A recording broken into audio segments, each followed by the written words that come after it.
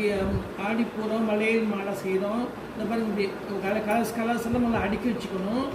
அடுக்கிக்கிட்டு நம்ம வந்து இங்கே வந்து நம்ம நூல் கொஞ்சம் விட்டுறணும்.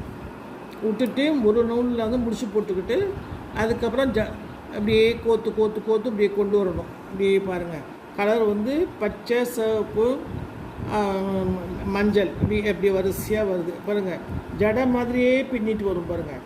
இப்போ நம்ம வந்து அடுத்தது வந்து சிவப்பு சேர்க்கணும். இப்போ சிவப்பு நம்ம சேர்த்து காட்டுறோம் பாருங்கள்.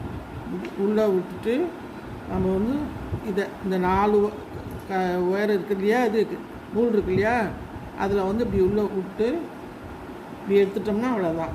அப்படியே நெருக்கிக்கணும். இப்படி நெருக்கிக்கணும், அவ்வளோதான். ரொம்ப சுலபமாக இது. நம்ம நூல் வந்து உள்ள நூல் தான் பெஸ்ட்டாக இருக்கும். அதுதான் நம்ம கட்டுறதுக்கு ஈஸியாக இருக்கும். நீங்களும் செஞ்சு